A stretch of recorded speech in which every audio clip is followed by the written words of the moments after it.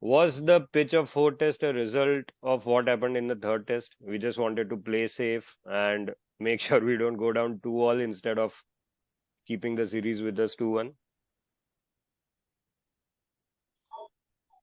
Bhumit, I feel that there was one more thing that was associated with this was Sri Lanka New Zealand series also started on the same dates, and result of that series would have also mattered whether we reach the finals, or uh, if at all Sri Lanka would have managed to win two tests in New Zealand.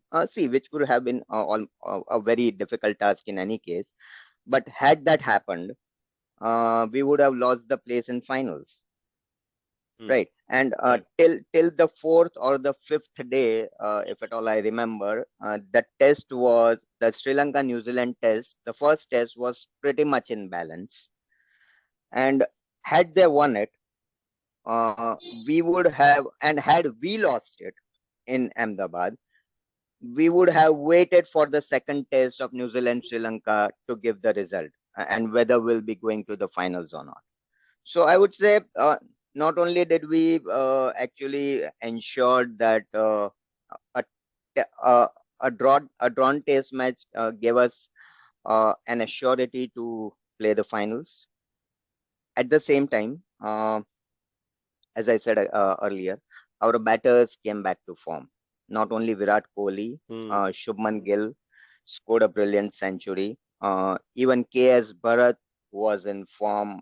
He struggled the first three tests and was looked out of form completely. And we all started questioning whether he belongs to this test fold or not. But uh, we all saw that how he scored a brisk 44 and actually gave us some good hopes, good chances. Yeah. I'd like to throw another angle to this. I mean, to be fair slightly to the curator, and not only Ahmedabad, everywhere. I mean, let's say on fourth day, the weather was not as it was expected otherwise. It got cloudy, and the sun wasn't really beating down as it would have been otherwise anticipated. So when a curator is probably asked to made a pitch which is not as spin friendly as it was, and they were trying to see that it gets crumbled from day 4 or 5, which didn't happen, partly because of the weather reasons also. I mean, I don't know that we are not experts, but just from the looks of it, because the sun wasn't really beating down as it would otherwise, would that also have played a part in the pitch not breaking down as it would otherwise?